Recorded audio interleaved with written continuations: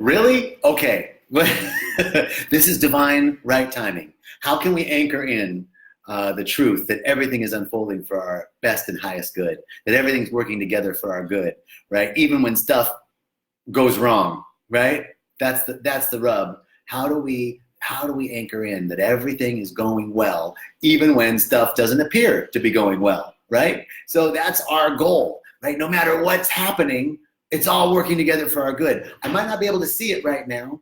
I might not be able to see it, why this is happening, but I know something is happening for my good and for our good, that we're having this little blip going down. So we're back. We're moving. I'm going to move right into it. I'm just going to get into it. So first of all, I want to thank you all for coming back. I really appreciate it. And hello. Thank you for joining us again. I see the numbers are building. So people are coming back. I love it. And I'm really appreciative. So here's what I really noticed this week in being with the guests at Rythmia was that the basic teachings that we teach here are solid. Right? And one of the biggest things that we teach are 4 questions. That while you're going through your journey, we want you to ask these 4 questions. Hey, everybody, welcome back. Thank you. I want you to, and here's my really high-tech visual aid. I wrote it out myself. Right? So here are the 4 questions. How is it making me feel? Do I feel this way in life?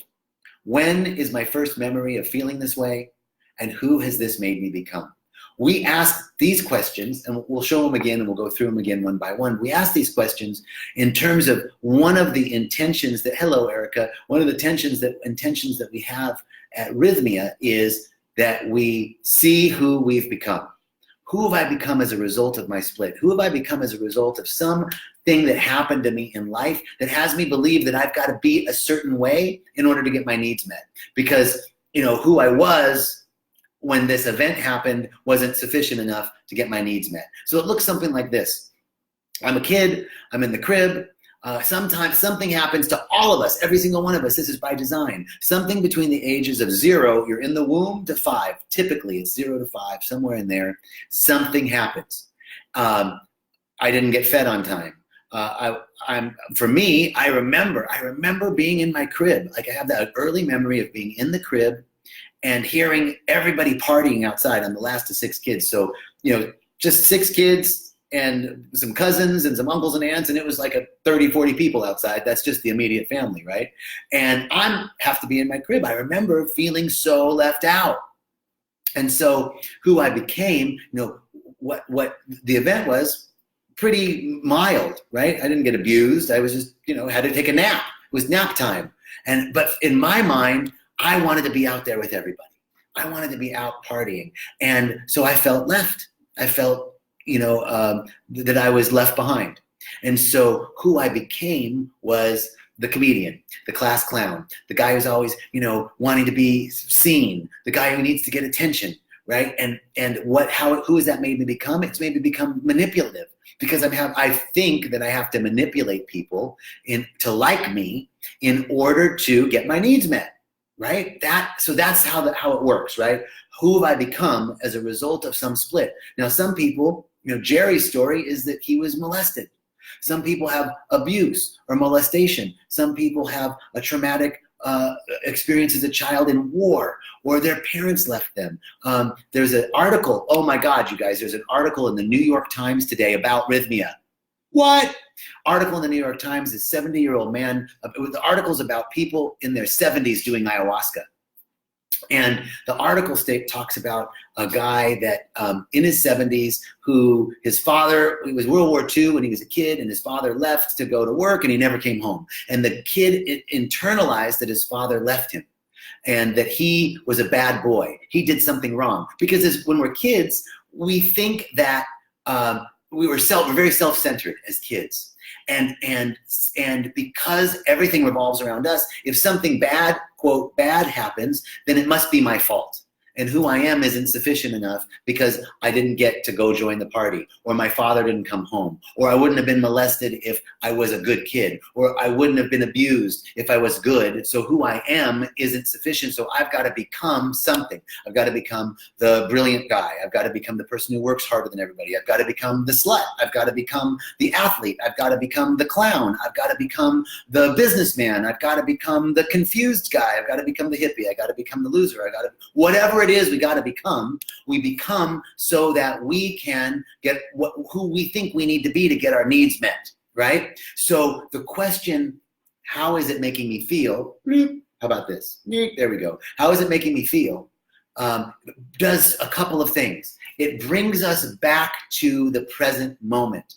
It brings us back to ourselves, back to subject. Because when something happens in life, it's somebody else's fault, right? Well, that wouldn't have happened if Donald Trump wasn't president, or that wouldn't have happened if they weren't a jerk to me, or that wouldn't have happened if they didn't leave me, or that wouldn't have.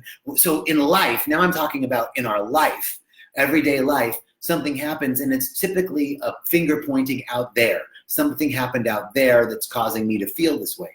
And the question, how does it make me feel? How does this situation make me feel?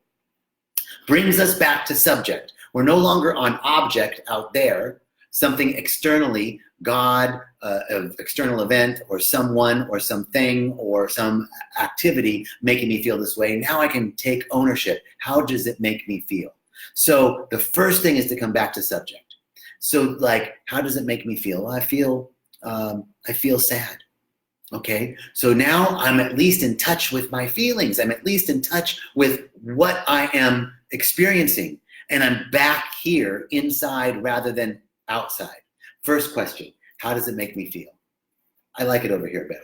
So how does it make me feel? It's weird because it's mirror, right? So it's like, oh, which way? This way. All right.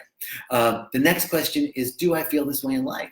So we had a lady here. One of the stories we tell in our opening talk is about a woman that we call the clacker, right? And she came to ceremony, and she came to ceremony and had a very bad experience one night because the person sitting next to her was making all sorts of noise. So we see her the next morning at the restaurant, right? She's done with ceremony, and that's next morning. And not to profile, but this woman was from New York and in the garment industry.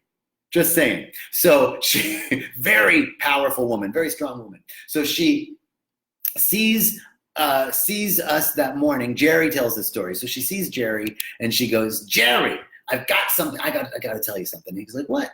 She says, I last night I went to ceremony. I sat down, and the guy she's talking about is eating breakfast in the restaurant. And she goes, that guy right there, that one. He was clacking and farting all night long. It disturbed my whole ceremony. I couldn't concentrate. I couldn't see any visions. Just when I started to see visions, he's clacking and farting and farting and clacking, and it ruined everything. So she goes, oh no, I don't want to sit next to him. Jerry says, no problem. Don't sit next to him. Sit somewhere else tonight. Fine. So the next morning, Jerry goes to the restaurant, goes to Roots later than normal, trying to avoid her. She comes walking right up. Jerry, no escape. And she says, Jerry, let me tell you something. He said, how was last night? Worse, awful. I waited. He went and sat down somewhere else. I went over to my other spot. I took my drink and closed my eyes. And next thing I know, clacking and farting and clacking. Ruined my whole night. I'm not getting anything out of this ayahuasca. I don't even want to do it anymore. Okay, look, here's what you do tonight. He says, you wait for him to take his drink. You wait for him to take his drink. You go and watch him sit down, and then you go take your drink. Erica is asking, what's clacking? Gnashing of the teeth, clacking, farting, clacking, making noise, basically. She's saying, this guy's making noise and it's bothering me. So God bless this lady, but wait, Elizabeth, till you hear what she has to say. Jerry says, okay, tonight you wait until he actually drinks his medicine and sits down, and then you go somewhere else, right? And you sit on the other side. She goes, okay, that's what I'm going to do then. So she goes the next morning, right? Now it's the third night. Jerry sees her the next morning at breakfast. She goes, Jerry, I got to talk to you. He's like, what happened? She goes, oh, I waited just like you said. He went and sat down, took his drink and sat down. I then waited and got my drink and went and sat down. And I start to close my eyes, and I'm going through, starting to see some visions, and I hear the clacking and the farting. I hear him and he's right there next to me. And he's also in the vision. That guy right there, that's the one, he's there again. And she says, but then I realized something. I realized that I've become intolerant. I've become intolerant of anything that I don't like. And it's made me, so I become intolerant. And do I feel this way in life? She says, yeah, I feel this way in life. I feel it because I've excluded everybody from my life. Anybody that I don't like, I exclude. I'm intolerant of their activity. If I don't think they're doing something right, they're out. And so I've eliminated people from my life. I'm excluding people from my life. When was the first time you remember feeling this way? Oh, after my husband left me, she said. I started to feel like I think people were really pissing me off. People were really making me angry. And so who have you become as a result? Well, who she's become as a result is somebody who's alone, right? Intolerant, inflexible, and unkind. And so she had this huge opening, right? I saw who I've become, right? These questions are so powerful, right? So when you're experiencing something in life, right? Something happens at work, something happens in your relationship. How does it make me feel? Immediately, it's not the partner, it's not your boss, it's not the person in the cubicle next to you. How is it making me feel? Come back here. Well, I feel lonely. Do you feel this way in life? Yeah, I feel like I wish I had somebody in my life. I wish I had a partner. I wish I had a friend. I don't even have any friends. Okay, and when was the first memory of you feeling this way? Well, I felt this way when my older brother left me to go out on a date. I remember that night. He was going out on a date. I wanted to go with him, but I couldn't. I was too little. So who have you become as a result? I've become someone who's very needy, someone who's very clingy. I've become manipulative. These are just ideas, right? So the questions are so powerful, so powerful. So I really want you to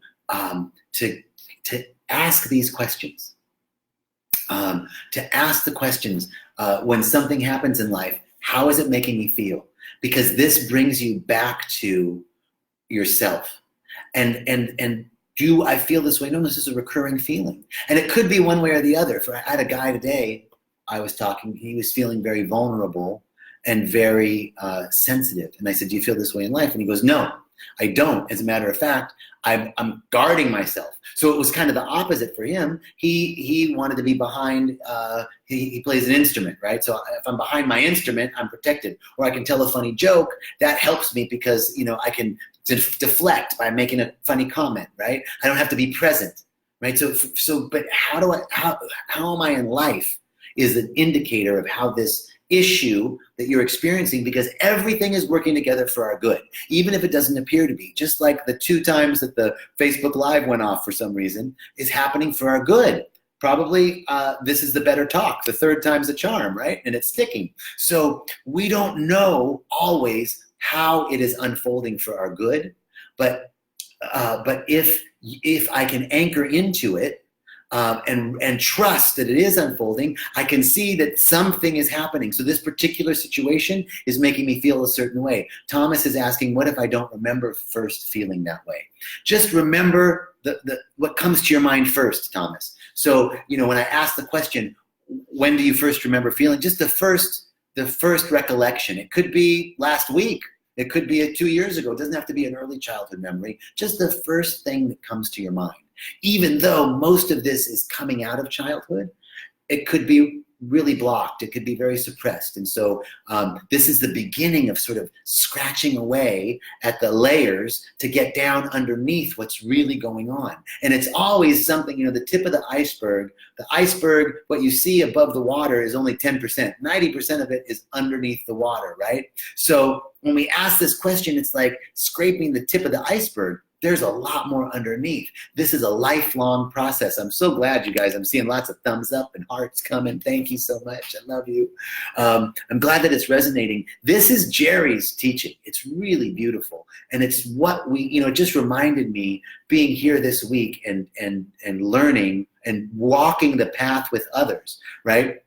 I'm learning just as much as they are. It's a never-ending process. We're on the path of continual unfoldment, continual expansion. It's an ever-increasing good. So the 4 questions to change your mind, 4 questions to change your mind in any situation, whether you're in ceremony or whether you are in life, are: how is it making me feel? Do I feel this way in life? When was my first memory of feeling this way? And it could be last week, or it could be when I was 5. And who has this made me become? Who have I become as a result? What am I not willing to hear? What am I not willing to feel? What am I not willing to see that's causing me to feel this way? What's underneath this? So the question, how is it making me feel, brings it right back here, right back to subject. It's a beautiful thing. So, and the final thing I'd say, Sherry, thank you. You don't always have to know the answer, but it's very true. Sometimes people in ayahuasca ceremonies, sometimes people really need to see. I need to see that I was abused. Jerry saw his grandfather abusing him in his journey. Other people just know that there was abuse, and that's all they need to see. We don't have to go into the minutia of it always, but if we can begin to presence when do I remember feeling this way, it begins to anchor us in it releases something. Right? There's a release that happens when I can anchor into that. So, wow. The final thing I want to say, 4 questions and 1 realization. 4 questions and 1 realization to change your mind. It was just too long of a title. The realization is oneness. Oneness with life. Oneness with God. If God is a term that you feel comfortable with. Oneness with the love intelligence. Oneness with wisdom, oneness with beauty, oneness with love, oneness with creation, right? When I can feel a deep sense of connection to life, nothing is against me, right? So all of this separation ends when I have a deep realization of oneness. That's really what ayahuasca brings to us, is a connection with, a reconnect with nature, a reconnect with the energy of life itself. And so the final piece to the 4 questions is a deep realization of our oneness. Whatever it takes for us to remind ourselves continuously, because everything in the world is yelling at us that we're separate. You look different than me. I'm on a screen. You're on the other side. We're separate, right? There's something, there's a table, there's a sign behind me, there's a light over there.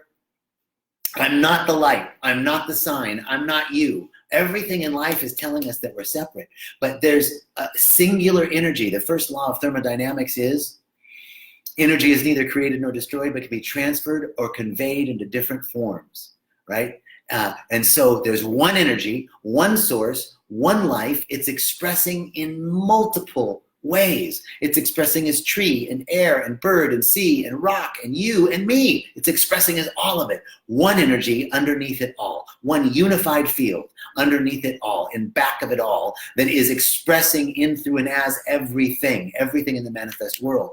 If we can really walk in this deep realization, then there's nothing against us. That's really the key. If the presence of love is for me, what could be against? Any problem that I have is facing the immensity of a presence that's ising everything in life. So that's the final piece. We're going to talk about that a little bit more next week, oneness. But the 4 questions: how is it making me feel? Do I feel this way in life? When was my first memory of feeling this way? And who have I become as a result? Are great questions to explore what's occurring in your life, and they're great tools to help us respond to the external stimuli that's coming to our lives. Because the only power that we have is in our ability to respond to this, not in what's happening. We can't control what's happening, but we can respond. Our ability to respond is our responsibility. All right, that's our talk, walking the path. I am so, so grateful. Yeah, Sherry, isness, right? The ising. I love it. Thank you all so much. Thank you, thank you, thank you. I love our little talks. I really, really do. And I wish you infinite peace, knowing that you are walking in the light of infinite wisdom on the path of eternal unfoldment. Peace and richest blessings. Love you all. Thank you.